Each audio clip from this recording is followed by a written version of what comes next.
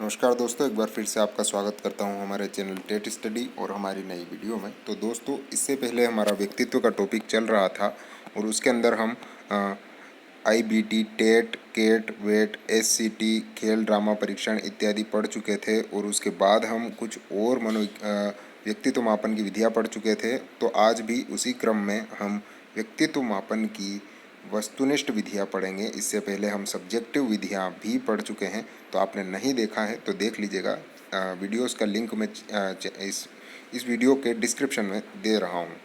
और साथ ही इन्हें बहिरंग विधियाँ भी कहा जाता है और एग्ज़ाम में ये पूछी जाती हैं। आप चाहें तो इस PDF को हमारे टेलीग्राम चैनल के पर जाकर भी डाउनलोड कर सकते हैं। हमारी हर वीडियो के PDF मैं वहाँ पर अपलोड करता रहता हूँ। तो चलिए देखते हैं। वीडियो पसंद आने पर लाइक ज़रूर कीजिएगा। नए मेहमान हो तो चैनल को सब्सक्राइब जरूर कीजिएगा। परिस्थिति परीक्षण की बात करते हैं, जिसे अंग्रेज़ी में कहते हैं सिचुएशन टेस्ट।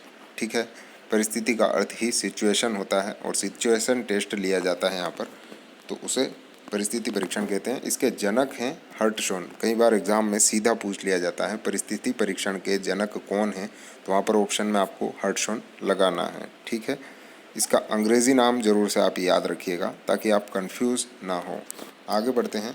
इस परीक्षण के अंदर व्यक्ति के व्यवहार के ईमानदारी और बेईमानी पक्ष का निर्धारण किया जाता है। ठीक है, यानी कि ऐसी परिस्थितियाँ उत्पन्न की जाती हैं जिससे व्यक्ति के ईमानदारी और बेईमानी पक्ष का निर्धारण किया जाता है कि व्यक्ति ईमानदार है या बेईमान है। ठीक है, उसमें किस प्रकार के गुण हैं।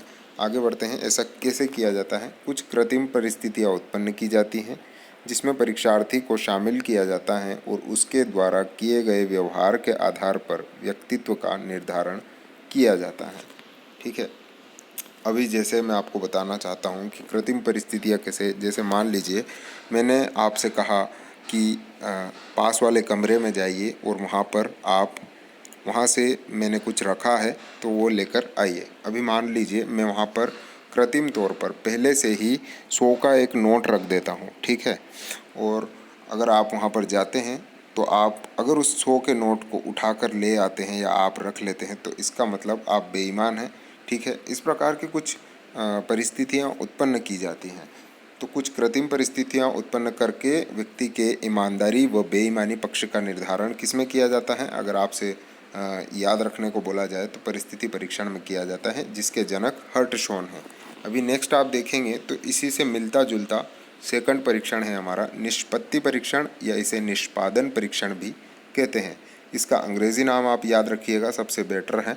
परफॉर्मेंस टेस्ट इसे बोलते हैं और इसके जनक भी सेम हैं, हर्टशॉन, जो कि अमेरिका के हैं। अभी आप देखेंगे कि ये दोनों टेस्ट बिल्कुल ही सेम हैं।